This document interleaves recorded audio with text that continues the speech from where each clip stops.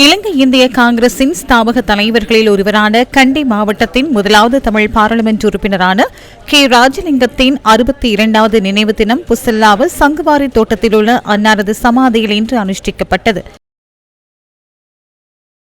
சிரேஷ்ட தொழிற்சங்கவாதி சிவசாமி வீரப்பனின் ஏற்பாட்டில் நடைபெற்ற இந்த நிகழ்வில் சட்டத்தரணி தம்மையா ஜெயரத்னராஜா, அதிபர்கள், ஆசிரியர்கள், மாணவர்கள், சமூக செயற்பாட்டாளர்கள், குடும்ப உறுப்பினர்கள் உள்ளிட்ட பலரும் கலந்து கொண்டிருந்தனர். இதனிடையே புசல்லாவ சரஸ்வதி மத்திய கல்லூரியின் ஸ்தாபக தலைவரான கே ராஜலிங்கத்தின் 62வது சிரார்த்த தினத்தை முன்னிட்டு நிகழ்வொன்றும் ஏற்பாடு செய்யப்பட்டிருந்தது.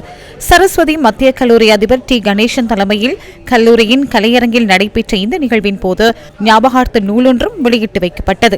மலேக அடிமை நிலையை மாற்ற கல்வி என்ற பெரும் ஆயுதம் ஏந்தி போராட முடியும் என்ற நம்பிக்கையோடு மக்களை அறிவுசார் வழியில் வழிநடத்துவதற்காக தன்னலம் பாராது செயற்பட்ட பெருமையும் இவரையே சாரும்.